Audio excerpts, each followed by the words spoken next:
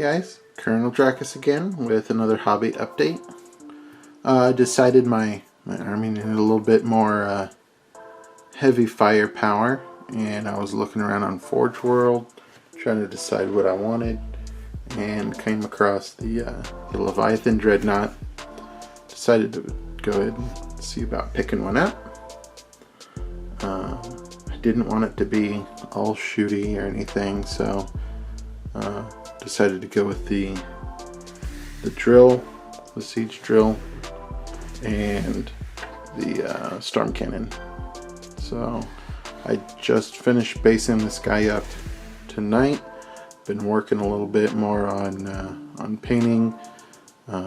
Tried some more airbrushing on this guy with with a lot of the white.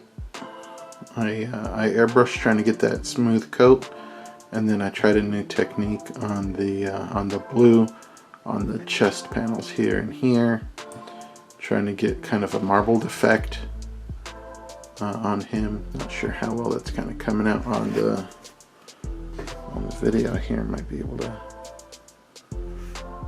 get a little bit closer, try to do a marbled effect on there.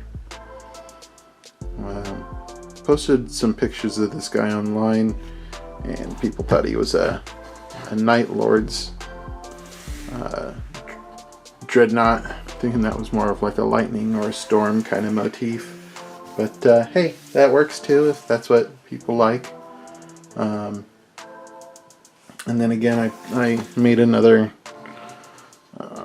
gun effect. This one's quite a bit larger than the other ones, and gave it a little bit more red coloring to give it some dynamics. Basing, and did a little bit more as far as all the skulls on there, and a little bit more color variation with some dry brushing, and then added some little blood effects to the weapon, make it look like some blood dripping. But I've got that big box of skulls from GW, so I decided to try and ornament him a little bit with some skulls here on his shoulder. So we've got a bloodletter, we've got a Tau skull on there, an Orc skull, a Gene Stealer skull, and then like a Gore or some kind of goat ram thing skull, Beastman skull, I guess you could say.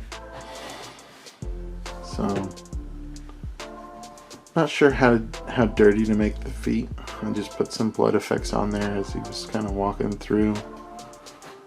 But really kind of happy how he came out. The big old skull on the base, another skull. And there's another one in there on the back, because, you know, Korn needs his skulls. And I tried to concentrate some of the blood effects mostly on this side, because that's where the close combat arm is. So I try to make it a little bit more directional from there. So it's just like on the one side of the skull here. Most of the blood is on this kind of section. Yeah, so did a lot of that with like just getting some of the blood for the blood god effect on a toothbrush, just kind of swiping it across. So I haven't gotten to use this guy in a game yet. We did start that Crusade, so that's underway. My first game was against Custodes. We started at 25 power, and that was an interesting game. My list consisted of Chaos Lord and Terminator armor that you guys saw before, with the Gorefather, and had 5 Berserkers with Power Fist. I took a Rhino for them. Did I have a Rhino? Yeah, I had a Rhino for them. And then finished the finished the list off with 2 obliterators, so which you guys saw in another video also. So I'm trying to use everything that I've painted so far. The opponent had Shield Captain, 3 Guard, just regular Custodian Guard with the spears, and he had the Dreadnought with the spear.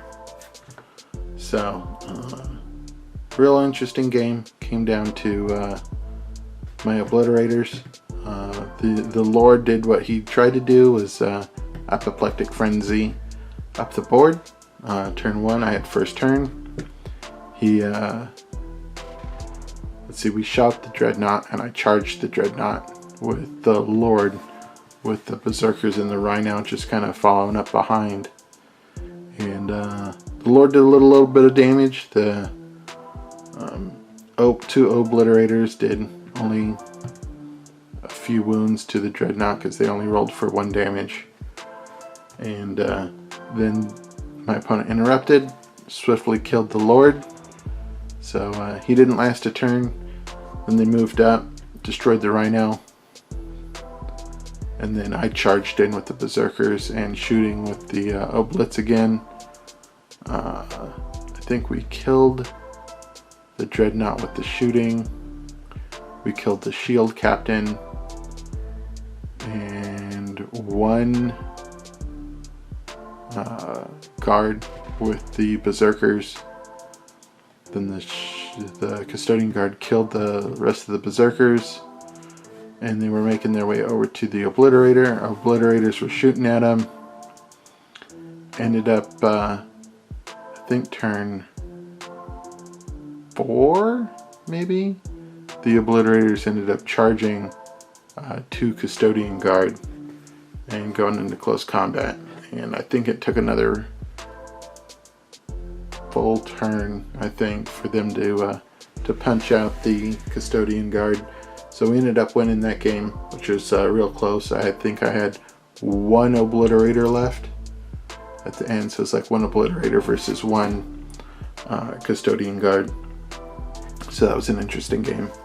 And the next week we're gonna go to 30 power. So we're going 5 power every week.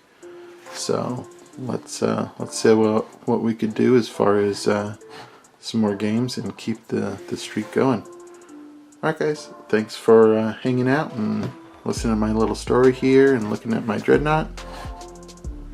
Please like, subscribe, comment, and let me know what you guys think. If you have any questions, I'm more than happy to answer. Alright, have a good day and keep the hobby up.